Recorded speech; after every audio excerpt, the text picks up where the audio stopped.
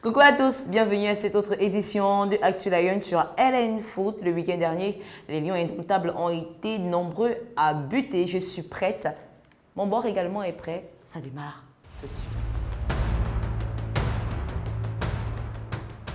Et puis on commence avec l'international camerounais Franck Magri qui, une fois de plus, a trouvé le chemin des filets permettant à son club d'arracher le nul face à l'Olympique de Marseille, soit un but partout. L'attaquant camerounais marque ainsi son 5e but depuis le début de cette saison. C'est pas mal déjà pour Franck Magri qu'on a envie d'applaudir. On va parler d'un autre match dans cette émission et on va surtout retrouver qui? Etienne Eto'o Pineda qui ne fait que empiler les buts. Le fils de l'autre impressionne avec déjà 23 buts cette saison. Etienne Eto'o Pineda lui aussi a permis à son club Rayo Vallecano B d'arracher le nul, soit un but partout. C'était notamment face à Alcalá lors de la 29e journée de la Tercera Federación.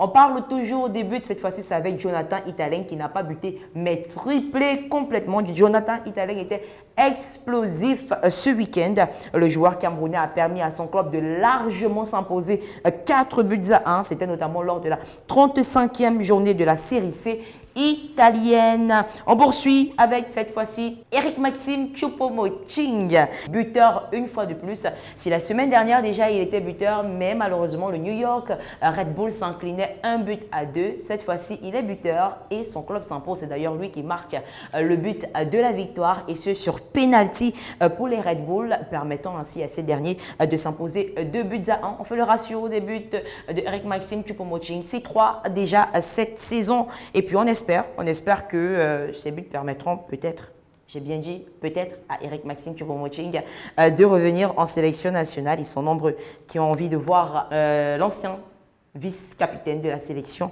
retrouver les stades. On poursuit notre programme en parlant d'un autre buteur dans cette édition. Il s'agit de Malcolm Bokele.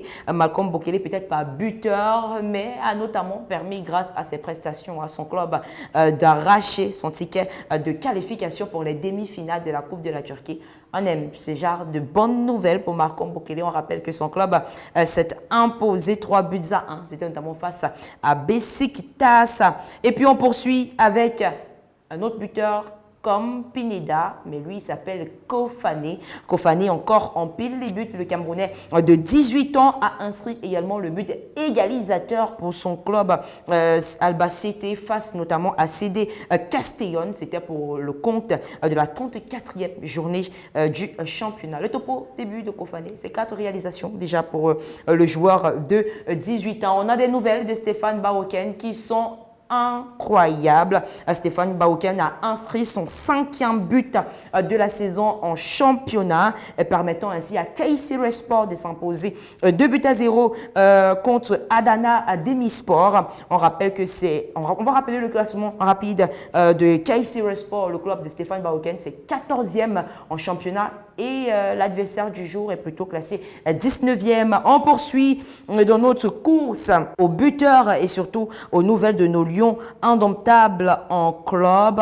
On a parlé de Stéphane Baoken. On va retrouver cette fois-ci Junior Tchamadeu qui a été désigné le joueur du mois de mars de Stoke City. Félicitations à Junior Tchamadeu. On poursuit avec Bryan Mbeumo, lui aussi buteur et également sur penalty tel que Eric Maxime Choupo-Moting. Bryan Mbeumo a permis à son club de recoller au score face à Newcastle, même si derrière c'est bien évidemment Newcastle qui va s'imposer 2 buts à 1. Bryan Mbeumo a marqué le but égalisateur à la 66e minute, mais malheureusement n'a pas permis à Brentford de s'imposer. On prendra des nouvelles de quelqu'un et qui nous fera beaucoup de bien.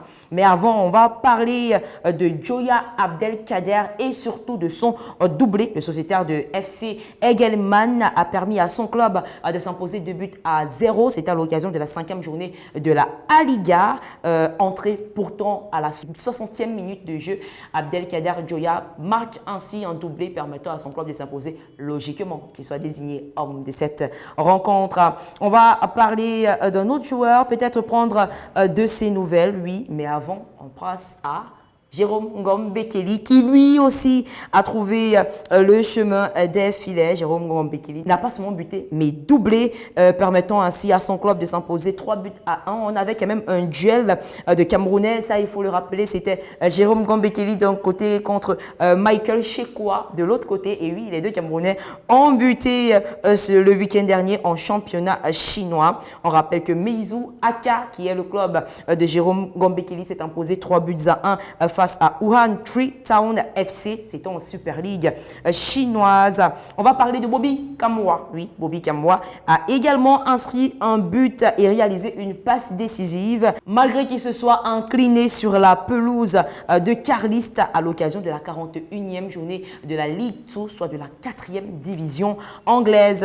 On va parler également de Anatole Aban. On prend les résultats. On a vu les vidéos, non, pas les vidéos, mais plutôt les images de Anatole Aban et le président de la Fédération camerounaise de football du côté des Émirats Arabes Unis. Et on prend maintenant des nouvelles du joueur. Lui, il a trouvé le chemin des filets également ce week-end, Anatole Aban, permettant à son club d'arracher un nul, soit un but partout. C'était notamment à l'occasion de la 20e journée du championnat de première division Emiratis. Je parlais des nouvelles qu'on prendra et surtout de clean sheet. On va commencer donc avec le portier André Onana. C'était un derby de taille, un choc de taille, j'ai envie de dire.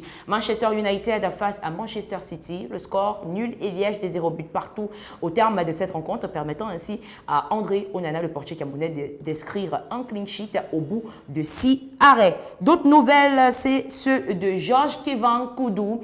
Il se porte très bien de retour sur l'aire de jeu, même si derrière son club a arraché, bon pas a arraché, hein, mais plutôt a fait un nul, soit 0 but partout. Damak, c'était sur la pelouse de Al Riyad à l'occasion de la 26e journée de la Saudi Pro League. Ça fait du bien de voir le retour de Georges Kevin Koudou. On rappelle que la dernière fois qu'on l'a vu jouer, c'était le 13 février dernier face à Al Okout de qui? De Christian Bassogoga. Et puis on va sortir définitivement de ce programme avec cette image. C'est le retour de Faris Pemi Moubagnan, l'international camerounais sociétaire de l'Olympique de Marseille. C'est ici qu'on va mettre un terme à ce programme. À très bientôt.